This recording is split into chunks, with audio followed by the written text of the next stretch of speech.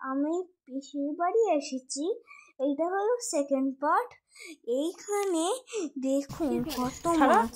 আমি তো আবার ছিপও ফেলছিলাম, আর আমি ছিপে বসেছিলাম, ছিপ ফেলে বসেছিলাম।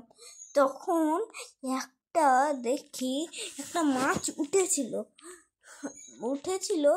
কিন্তু আমি সেইটা ধরতে পারিনি, মানে ওটা ফসকে চলে গিয়েছিল। তাই জন্যে আমি ফের একটু চেষ্টা করলাম, তাও হলো না। তাই জন্যে দেখলাম যে, কিন্তু ওই পাশের পুকুরে মাছটা চলে গিয়েছিল। তা কি আর করা যাবে, মাছটা আমি আর ধরতে পারলাম না। আমার ভাই তো হাত তালি দিচ্ছিল। দেখুন জলই জল, আমি যদি ডুবে যাই তাহলে কি হবে, এত ডিপ যে বলতেও পারবো না।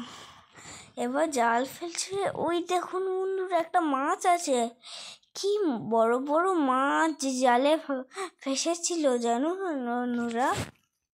ও হ্যাঁ, আমার পিসিমশাই তো জাল ফেলছে, আর কত বড় বড় মাছ।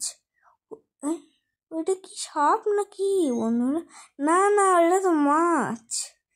ওই দেখুন চিমানা মাছ, ফুচকি বড়, অনেক বড়, হেভি হেভি মাছ তো।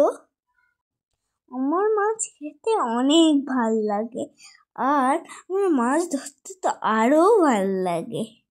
আমি সাঁতার জানি না, তাই জন্য পুকুরে মা নামতে দেয়নি। আমার তো পুকুরে স্নান করার অনেক ইচ্ছা ছিল।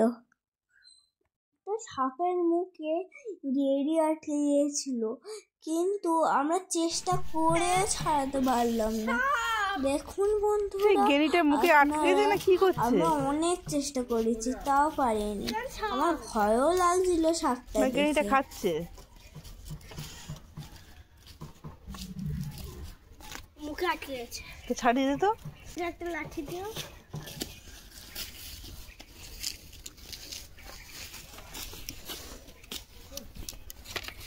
চলো।